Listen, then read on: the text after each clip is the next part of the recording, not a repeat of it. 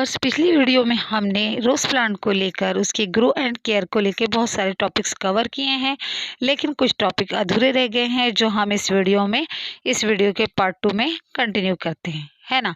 तो चलिए अब बात करते हैं कि रोज़ प्लांट के लिए हमें किस तरह के पॉट की ज़रूरत होती है ना। देखिए, नर्सरी से लाए हुए गुलाब के प्लांट अक्सर गलत तरीके से, गलत मिट्टी में, गलत गमले में लगाने से और सही केयर न होने की वजह से कुछ ही दिनों में घर पर लाने के बाद वो मर जाते हैं, है ना। अब बात करते हैं कि हमें पॉट कौन सा यूज़ करना चाहिए। तो रोज़ प्लांट जो अच्छी तरह से डेवलप होता है वो मिट्टी के गमले में बहुत अच्छे से डेवलप होता है। क्योंकि मिट्टी के गमले में बारीक बारीक छेद होते हैं जिससे पौधों की जड़ों को अच्छी तरह से एयर सर्कुलेशन होता है और पौधे का एयरेशन आराम से होता रहता है। मिट्टी में जो होता है रूट का जो सिस्टम होता है बहुत ही अच्छे से डेवलप होता रहता है। और सबसे ख़ास बात ये होती है मिट्टी गमलों में कि ये मिट्टी के जो गमले होते हैं मौसम के हिसाब से टेम्परेचर को मेंटेन रखते हैं, है ना। देखिए, प्लास्टिक के गमले देखने में बहुत खूबसूरत और अट्रैक्टिव होते हैं, लेकिन इनमें पोर्स ना होने की वजह से मिट्टी की जो जड़ें होती है, मिट्टी के अंदर जो जड़ें होती है वो अच्छी तरह से डेवलप नहीं होती। और एक बात और हमें ध्यान रखना चाहिए कि जब हम मिट्टी के गमले लेकर आते हैं या कोई भी गमले लेकर आते हैं तो इसमें सिर्फ 1 या 2 छेद होते हैं, ड्रेनेज होल। हमें इसमें कम से कम 2 से 3 छेद खुद अपने हाथ से बना लेना चाहिए। इसके लिए हमें एक्स्ट्रा के होल बनाने के लिए हमें ड्रिल बिट मशीन का आराम से इस्तेमाल कर सकते हैं। और जब भी हम गमला इस्तेमाल करें वो गुलाब के प्लांट के लिए 14 इंच का या उससे बड़ा ही होना चाहिए, है ना। अब बात करते हैं सॉइल की। गुलाब के पौधे को अच्छी तरह से ग्रो होने और उसमें खूब सारे फूल लाने के लिए हमें ऑर्गेनिक मटेरियल से भरपूर रिच और वेल ड्रेन सॉइल की ज़रूरत होती है। कई बार जब हम गुलाब का पौधा नर्सरी से ख़रीद कर लाते हैं तो सिर्फ इसे अपनी जनरल जो सॉइल होती है उसी में उगा देते हैं। इस तरह की मिट्टी हमेशा अंदर से गीली रहती है और पौधे में रूट रॉट्स की प्रॉब्लम होती है। अंदर पौधे की जो जड़ें हैं वो गल जाती हैं और पौधा सूख कर मर जाता है। गुलाब का पौधा उगाने के लिए हमें बेस्ट पॉटिंग सॉइल की ज़रूरत होती है।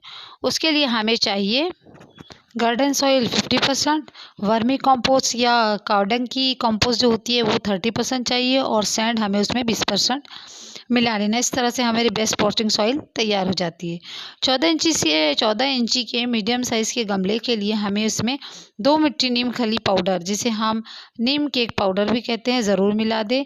ये नेचुरल फंगिसाइड्स का काम करता है और रूट सिस्टम को हेल्थी बनाए रखता है ना। नर्सरी से गुलाब का पौधा ख़रीदते वक्त हमें इस बात का हमेशा ध्यान रखना चाहिए कि हमें ये जब भी ख़रीद कर लाए पौधा हेल्थी हो। एक्चुअली होता क्या है कि हम जब ख़रीद कर लाते हैं तो हम बस उसके अट्रैक्टिव फूल और अच्छे से जैसा डेवलप हुआ सिस्टम देख लेते हैं, लेकिन हम इसमें ये ध्यान नहीं देते हैं कि पौधे में कोई बीमारियाँ तो नहीं है, पत्तियाँ पीली या उस पर ब्लैक स्पॉट तो नहीं है। अच्छा पौधा वो होता है जिसमें ग्राफ्टिंग वाली जगह से एक से ज़्यादा ब्रांचेस निकली भी होती हैं। पौधा थोड़ा बुशी होना चाहिए और नई शूट्स पर कलियां भी नज़र आ रही हों। नर्सरी से लाने के बाद आप इस पौधे को 2 से 3 दिन तक तेज़ धूप से बचा कर रखें। इससे पौधे की जो सराउंडिंग्स के हिसाब से उसका जो सेट होने में उसे टाइम लगता है। रिपोर्टिंग और उसका जो रिपोर्टिंग शॉक होता है उससे उसे पौधे को कोई नुकसान नहीं होता है ना। अब बात करते हैं पौधे के रिपोर्टिंग की। जब हम नर्सरी से पौधा लेकर आते हैं तो इसे रिपोर्टिंग करने के लिए जो हम पॉट यूज़ करते हैं उसमें नीचे की तरफ जो है गमले के टुकड़ों से उसे नहीं भर देना चाहिए। उससे पहले कि उससे क्या होता है कि इसके ड्रेनेज होल धीरे धीरे करके बाद में बंद हो जाते हैं और पोर ड्रेनेज के कारण हमारा पौधा बीमार हो जाता है। गमले में सबसे पहले ग्रेवस यानी बजरी की 1 इंच की लेयर बना लीजिए और उससे गमले के नीचे पानी नहीं रुकेगा। इस गमले में थोड़ी सी पॉटिंग सॉइल भर दीजिए। प्लांट को ग्रो बैग से निकाल कर इसमें थोड़ी सी मिट्टी हटा लीजिए। ऐसा करने से नई मिट्टी में रूट तेजी से बढ़ेगी। अब इसे गमले में ट्रांसफ़र कर दीजिए। मिट्टी से अच्छी तरह से कवर करने के बाद इसे भरपूर पानी दें, है ना। बाकी दूसरे फूलों के प्लांट के मुकाबले में गुलाब के पौधे को उगाने में हमें बहुत सारी प्रॉब्लम इसलिए आती है क्योंकि ये बहुत ही सेंसिटिव प्लांट होता है और इसे ज़्यादा केयर की ज़रूरत होती है। लेकिन प्रॉपर तरीके से देखभाल करके हम इसे एक हेल्दी और फूलों से हरा भरा प्लांट बना सकते हैं। अब बात करते हैं सनलाइट की। रोज़ प्लांट में बीमारी होने का सबसे बड़ा कारण होता है सूरज की रोशनी की कमी। गुलाब को शेड में या ज़्यादातर ह्यूमिडिटी वाली जगह में रखने से गमले की मिट्टी जल्दी नहीं सूखती, पानी से पत्तों और जड़ों में फंगस होने की समस्या हो जाती है, इसलिए इसे हमेशा ऐसी हवादार और खुली जगह में रखें जहां इसे कम से कम 8 घंटे की धूप लगातार मिलती रहे। तेज़ गर्मी या समर के मौसम में जब सीज़न ऐसा होता है कि जब 40 डिग्री 45 40 40 टू 45 डिग्री अगर सेंटीग्रेड आपके यहाँ का तापमान हो गया है, तब गुलाब की पत्तियों को जलने या झुलसने से बचाने के लिए हमें इसे पार्शियल शेड में या ग्रीन नेट में रखना चाहिए, है ना। अब बात करते हैं वाटरिंग की। रोज़ प्लांट में पानी देने के लिए ख़ास ध्यान रखना बहुत ज़रूरी होता है। 99% गुलाब के पौधों को ख़राब होने की सबसे बड़ी वजह होती है ओवर वाटरिंग। इससे पौधे को बहुत ही कम पानी ऐसी इस पौधे को बहुत ही कम पानी की ज़रूरत होती है। इसे पानी तभी देना चाहिए जब ऊपर की मिट्टी हमें ड्राई दिखाई देने लगे, यानी ऊपर की मिट्टी की तह थोड़ी सूखने लगे, तभी हमें इसे पानी देना चाहिए। पौधों को पानी देते वक्त हमेशा इस बात का ध्यान रखिए कि हमेशा पौधे में मिट्टी की तरफ पानी दें, जड़ों की तरफ पानी दें, और महीने में एक बार मिट्टी की गुड़ाई ज़रूर कर लें।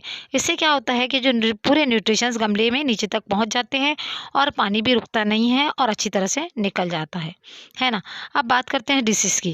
गुलाब के पौधों पर हमें पूरी नज़र रखिए, और अगर ज़रा सा भी गलत चेंज इसमें नज़र आए तो इसे हमें नज़रअंदाज नहीं करना चाहिए, क्योंकि रोज़ प्लांट में प्रॉब्लम्स बढ़ने के बाद इसे थोड़ा ट्रीट करना थोड़ा बहुत मुश्किल हो जाता है। आप हर 15 दिन में 1 लीटर पानी में 5 ml नीम ऑयल का स्प्रे बनाइए और इसे रेगुलर करते रहिए, है ना। इससे क्या होता है, गुलाब के पौधे की किसी भी बीमारी से बचा सकते हैं, है ना। अगर आपका पौधा गुलाब का मुरझा रहा है तो फिर हमें क्या करना है कि हमें उसे 2-3 पत्तियों के साथ नीचे से 2 से 3 इंच काट दें। फूल के नीचे की अनवांटेड ब्रांचेज पौधे के न्यूट्रिशंस को खा लेती है, इसलिए जो स्पैंड फ्लावर्स होते हैं उनको भी हमें लगातार काटते छाटते रहना चाहिए।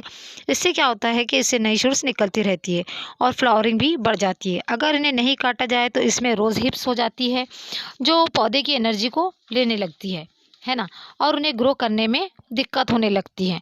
डेड रीडिंग करने के बाद हमेशा इस बात का ध्यान रखें कि जो गुलाबों की जो ऊपर की जो ब्रांचेस होती है जिसे हमने काट दिया है, उन कट्स को फंजीसाइड ज़रूर लगाएं। ऐसा ना करने से क्या होता है कि डायबैक की डिसीज़ इसमें लग जाती है।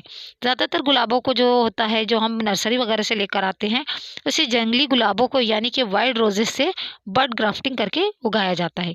ये मोटा हिस्सा जो आप देख रहे हैं, ये ग्राफ्टिंग एरिया होता है, और उसके नीचे से जो बारीक बारीक ब्रांचेस, पतली ब्रांचेस निकलती हैं, ये जंगली गुलाब की होती है। अगर उन्हें बढ़ते रहने दिया जाए तो ऊपर की जो ब्रांच, ऊपर की ग्राफ्टिंग वाली ब्रांचेस है, उनको न्यूट्रिशंस नहीं मिलेगा और ये ब्रांचेस सूख जाएगी। इसलिए इन सकर्स को एकदम नीचे से काट देना चाहिए, है ना। बरसात के मौसम में गुलाब के पौधों को बीमारियां लगने का सबसे ज़्यादा खतरा होता है। गुलाब के गमले में पानी कभी भी रुका हुआ नहीं होना चाहिए, इसलिए गमले का ड्रेनेज होल हमेशा चेक करते रहना चाहिए, है ना। अब बात करते हैं वाटर लॉगिंग की। वाटर लॉगिंग यानी पौधों के जो जो प्लांटर होता है, गमला होता है, उसमें पानी का बहुत ज़्यादा भर जाना। इससे बचने के लिए गमले में ऊपर तक हमें मिट्टी भर देना चाहिए। अच्छे से ड्रेनेज के लिए हर 8 से 10 दिन में मिट्टी की अच्छी सी गुड़ाई ज़रूर करते रहना चाहिए, है ना। अब बात करते हैं रोज़ प्लांट के या रोज़ के हेल्थ बेनिफिट्स और इसकी यूजेस के बारे में। तो इसके सिर्फ फ्लावर्स ही हमारे काम आते हैं, इसमें बहुत सारे हेल्थ बेनिफिट्स होते हैं, जो vitamins, minerals, magnesium, calcium, potassiums और मल्टीविटामिन से गुलाब भरपूर होता है। गुलाब को आयुर्वेदिक प्रिपरेशन में भी यूज़ किया जाता है, जो कि मेडिसिन वगैरह बनाने में काम आती है, और गुलाब का सबसे बड़ा यूज़ होता है कॉस्मेटिक बनाने में।